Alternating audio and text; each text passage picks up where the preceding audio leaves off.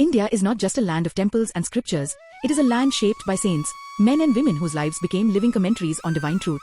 This Great Saints of India series is made to remember them, to learn from them, and to pass their light forward.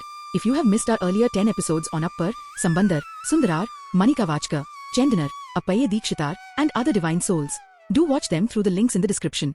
Today, we come to a saint without whom Tamil Shaivism itself would be incomplete. This is the sacred story of Nambi Andar Nambi, the Vyas of Tamil Shaivism. Nambi Andar Nambi lived during the 10th, 11th century, born in Thirunrayur, near Chidambaram, into an Adi Shaivate Brahmin family, traditionally serving Lord Shiva. From childhood, Nambi was immersed in worship. But his devotion was not ritualistic, it was innocent, intense, and absolute. One day, when his father was away, young Nambi was asked to perform puja at the Polla Pilliyar, Ganesha, temple. After offering food to Lord Ganesha, he waited, and waited, believing that the Lord must actually eat the offering. When the food remained untouched, the child broke down in despair. Thinking he had failed in worship, he even attempted to strike his head against the stone idol.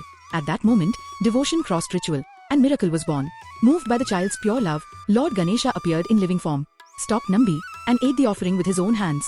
From that day onwards, Ganesha regularly appeared before Nambi, taught him lessons, and blessed him with divine wisdom. Word of this miracle spread across the land, until it reached the ears of the great Chola emperor, Rajaraja Chola I. The king was deeply troubled. The sacred hymns of Tamil Shaivism, the Tevrams of Sambandar, Appar, and Sundar, were disappearing. Only fragments survived in memory. The king believed that Shaivism itself would decline if these hymns were lost. Hearing of young Nambi's divine connection, the king sought his help. Nambi prayed to Lord Ganesha and received divine guidance. Ganesha revealed that the lost hymns were hidden inside a sealed chamber behind Lord Nataraj at the Chidambaram temple. Nambi Andar Nambi and Rajaraja Chola opened the chamber at Chidambaram. Inside, they found palm leaf manuscripts, many eaten by termites, many destroyed by time. Only less than 10% of the hymns had survived. In grief, the king prayed. A divine voice assured them, only the hymns required for this age have been preserved. What followed was not just recovery, but resurrection. With divine clarity and scholarly brilliance, Nambi Andar Nambi arranged the surviving hymns into a sacred order. He compiled Tirumurai 1 to 7 Tevrams of Sambandar, Appar, Sundar, 8th Tirumurai Tiruvachkam of Manikavachka, 9th Tirumurai Tirvisappa hymns, 10th Tirumurai Tirumandiram of Tirumular, 11th Tirumurai, including his own works. Among his greatest compositions is Tirutondar Tiruvandhadhi, a poetic summary of the lives of the 63 Nayanmars. Without this work, later masterpieces like Periya Puranam could never have existed. Because of Nambi Andar Nambi, Shaiva hymns returned to temples, to festivals, to daily worship.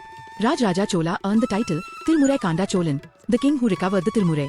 But it was Nambi Andar Nambi who gave those hymns life. Because of him, Tamil Shaiva devotion continues to sing, pray, and remember. His life teaches us one timeless truth. When devotion is pure, God himself protects wisdom. May the life of Nambi Andar Nambi inspire us to protect our spiritual heritage, honor our saints, and live with unwavering faith. Om Namah Shivaya.